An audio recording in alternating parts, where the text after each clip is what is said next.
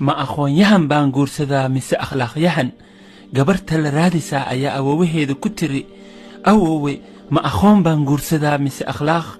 أووه أيا كيري مان دي سؤاشاس وسؤال دأوين بل مركوري أنكو شرحو وحو أخوانيهم كي أخلاق يهنك وحي كليهين مركاسو يري أخوانيهم وخوف كيد أخوانيد له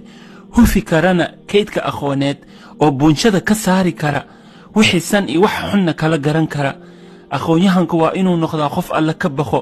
qof aan alla ka baqin aqoonyahan ma aha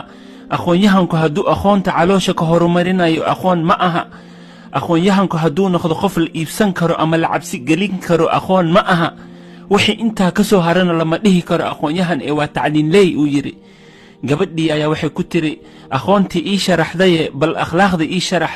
awowihii ayaa wuxuu ku yiri hantida ugu weyn ee uu qof yeelan karo tawxiidka kadib waa dabeecad wanaaga Soomaalina waxay tiraahdaa dabeecaddu diinta waa ka bar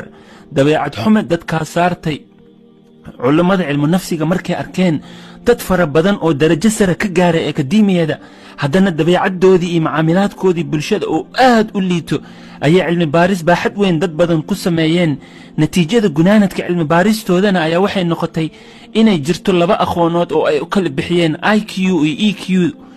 IQ-da waa midka akademiyada lagu kasbado EQ-dana waxay u bixiyeen emotional intelligence oo ah macaamilaadka iyo akhlaaqiyaadka uu qofka leeyahay waa khibrado uu qofka ka bartay waalidiintiisa bi'ada uu ku noolaa diinta iyo mawaaqif qofka soo maray oo dhib iyo dheef ah khubarada waxay leeyihiin labaduba waa muhiim qofkii isku helaana wuu nimcaystay haddii wax la doorbidayana waxaa la doorbidaa emotional intelligence-ga ama akhlaaqiyaadka sidoo kalena culamaa diinka waxay leeyihiin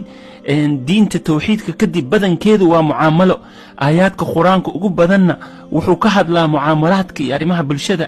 gunaanadku wuxuu yahay bulshadeena waxay baahi u qabtaa aqoonyahan aan hunguriga wadin dadkana u ifinaya jidkay mari lahaayeen waxa uu sheegayana noloshiisa ay ka muuqato